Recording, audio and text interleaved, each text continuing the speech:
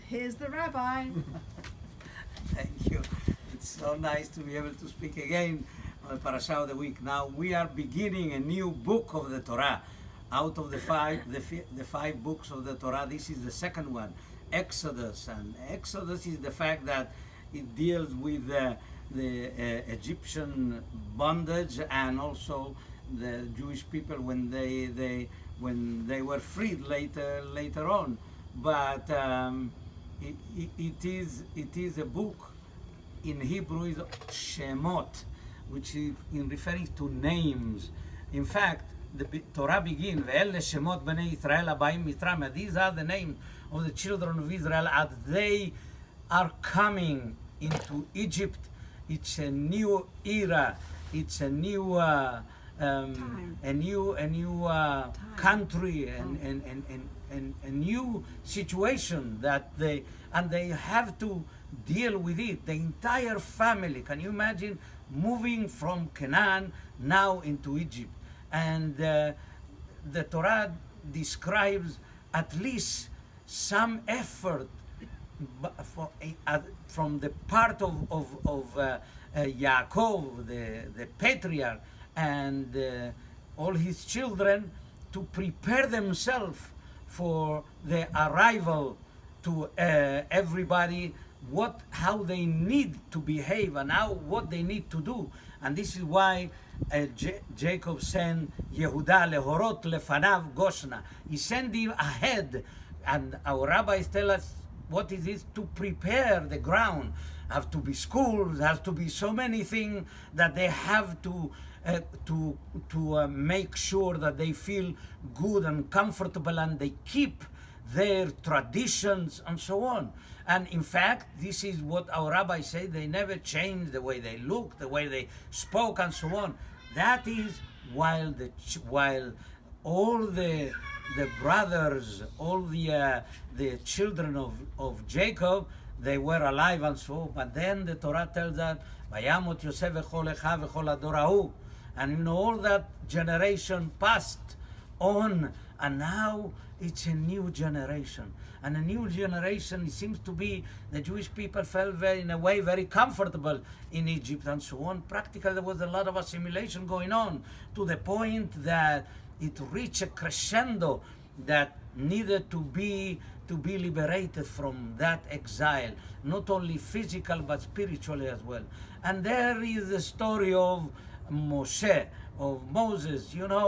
There was a family of Levi, and what happened is, in that family they had two children, a boy and a girl, that was Aaron and Miriam. But somehow it seems to be that the parents, they divorced beforehand. Why? They did not want to see what was happening, all the anxiety and all the suffering that the Jewish people, as they became slaves.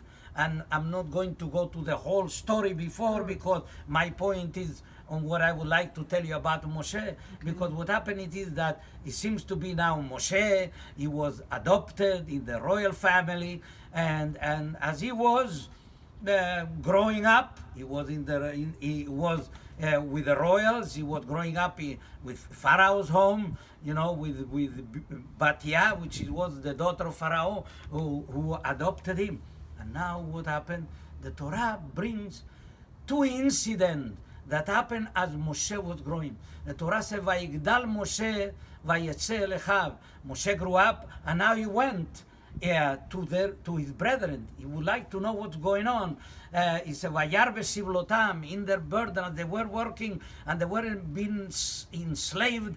He sees something that unexpected for him, which is Vayarish Mitri Makeish Ivri Mechav, that there was an Egyptian mortally wounding another Jew. And what happened is Vayar Kovacho, Vayar Kianish, and he said he looked everywhere, so there was nobody looking. And then Vayachet Mitri Vait Meneu Bachol, he really hit mortally, he hit the Egyptian that was trying to mortally hit the Jew, and then he hid him in the sand. And that's it. That's one episode. And then the next day the Torah says, "Vayom Hasheni," he goes out, and there were two Jews who were fighting, were arguing, not only arguing, but fighting. It seems to be something was going on that it was wrong, and he realized that. He said, he said to the evil one, to the one who really must be the bad guy, he said, why are you hitting your brother? You know, it's enough for all of you are suffering. Between yourself, you are fighting. And you know what the answer he get? He said, Mi samcha leishar veshofet alenu. He said, who made you a judge, you know, to decide for us? He said, Alorgeni ata omer kasher haragat mithi. You want to kill me like you did kill the Egyptian? Oh my goodness, he thought nobody knew what was happening. At that moment, he had to leave because Pharaoh heard what Moshe did, and so he went after his life. He had to go, and he went to live with Jethro for about 60 years, because he was 20 at the time. They were 80 years when he was being summoned by God to be the leader of the Jewish people. And interesting, these two incidents, can you imagine these two incidents? One is what was going on outside of us, and the other one is internal, what is happening.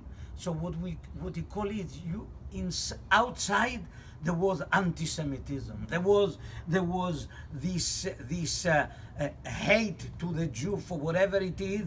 Like Pharaoh thought for a moment, you know, they might join our enemies. All kind of excuses, and there he sees that this anti-Semitism is very prevalent. And you see the Egyptian trying to mortally kill another Jew, and that in itself, one incident that he saw. This is what's going to give him an idea of what he's going to be facing as a leader. And the other one is that you see internally how the Jewish people among themselves, there was something that was not right. Instead of being brotherhood among themselves, there was fighting. These two examples, God showed Moshe in a way to see and to judge for himself what he has to deal with. So the interesting thing is that he had to flee, and he had to live in the second occasion. In the second, when two Jews are fighting, which in a way is telling us that is worse than whatever we face at the outside. Why? We know our enemies, and therefore there are ways that we have to deal. Sometimes we have to even take arms. It's the last resort, but we have to do. That is what we need to know when it is something that we have to show and not to give up completely. And so therefore, even if it is the last resort, that's what he did, Moshe, because he didn't have any other resort at that time. He couldn't just go and speak. He was trying to kill the other Jew mortally. But the second case is when really he had to leave completely. It was even worse than the first case, because this was internally two Jews. When two Jews are fighting, is the worst that can happen to the Jewish people. This is what has, throughout history, has been what we call sinat chinam, you know, that it is baseless hatred. Yes, baseless hatred that causes all the problems that they traveled to the Jewish people from the time that we lost even the temple and Jerusalem and were exiled. So it's very important, whatever we can do, to really be together, if at least in spirit, and to do for other people, to do for between us. Is very important, the Jewish people, to be united, because that is more important than whatever we are facing outside. Bye. Shabbat shalom.